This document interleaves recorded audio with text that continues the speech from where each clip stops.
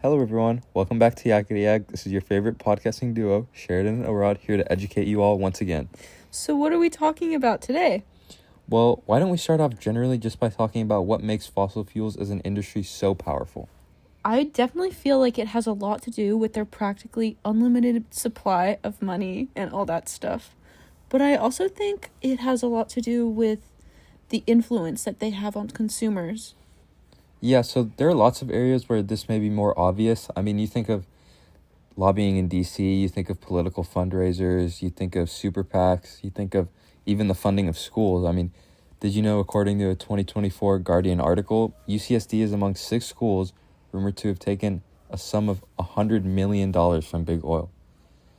This is all well and good, but today we'd like to focus on another less discussed zone of activity for fossil fuels. Sports. Today, the fossil fuels industry has managed to become a part of essentially all industries and activities through things such as funding for the academics and the arts. But why do they do this? Well, it's important that they become a factor in what their consumers enjoy so they can produce good press for themselves and convince people that they aren't really that bad. It was put best by a Vox Europe article on the topic where they said, as pressure on the industry grows to phase out dirty energy and take responsibility for the climate crisis, buying goodwill may be a better marketing investment than ever. Yeah, so this is why we advise you to be more critical of what funds your consumerism and to be your own watchdog in a sense, with sports being no exception. It's important to mention how sports as a whole are not an entirely green practice. According to the EU, the Olympics released 3.6 million tons of CO2 during the 2016 Olympics and 2.16 million tons during the 2018 Olympics. This is equivalent to about 465,000 cars on the road for an entire year. As a whole, the Olympics have also been a source of huge waste for countries such as Brazil, who have spent tons of money and released tons of carbon building facilities that are only to be used once. Globally, the sports industry is estimated to be responsible for about 350 million tons of CO2. Yeah, and I mean, in addition to the harmful effects that they have on the environment, lots of sports have direct ties to the fossil fuel industry, whether it's sponsors or even team names such as, the Edmonton Oilers. A 2024 survey by Evan George, surveying sponsorships across all 6 major sports leagues in the U.S., showed more than 60 deals with companies with high carbon footprints, led by the NBA. So basically, the presence of fossil fuels in sports is not new, but recently, direct involvement of essentially entire countries, not only in what goes on the jersey, but also who plays where, has made the issue much more urgent. This is where we want to introduce a new term to the listeners, sportswashing.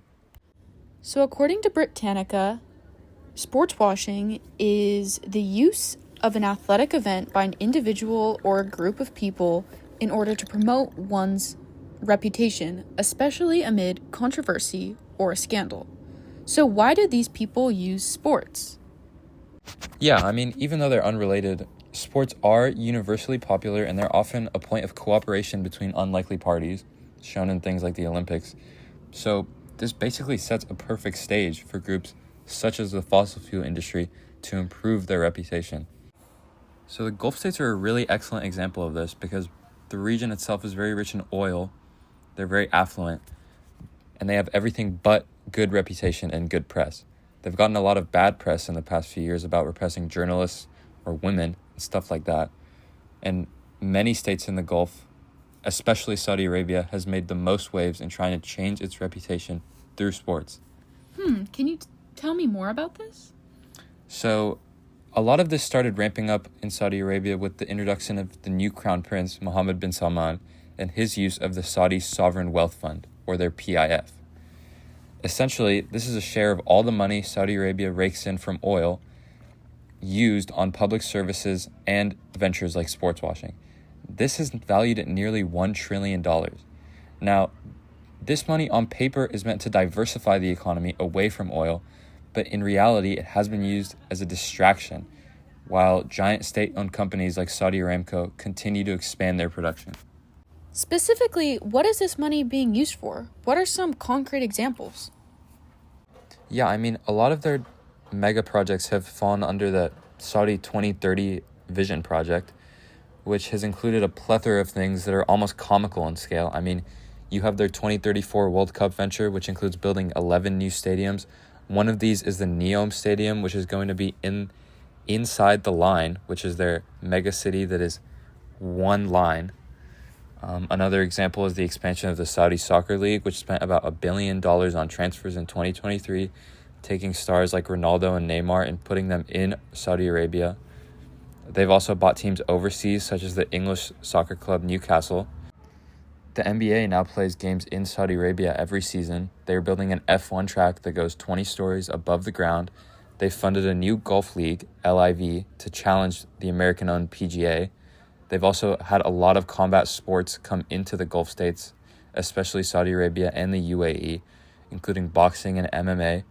They're planning on building an entire city just on entertainment, gaming, and sports, Qiddiya. And most of these, if anything, if we look at them, are attention grabbing. Ultimately, people into sports following all these are much less likely to care about the other things Saudi Arabia does if they're looking at the cool cities or the F1 tracks.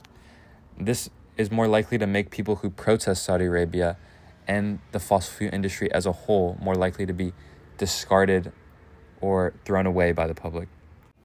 I mean, yeah, that makes sense. In our current time, attention is a commodity. People are constantly trying to steal the attention of consumers. Think TikTok and news cycles. Our attention span is getting shorter and shorter by the minute, and companies are having to pay more and more and go to greater lengths in order to gain our attention. It is easy to get into a sort of outrage fatigue. If you spend your time constantly trying to do the right thing and be aware of things such as the fossil fuel industry and its influence in sports, then you get tired.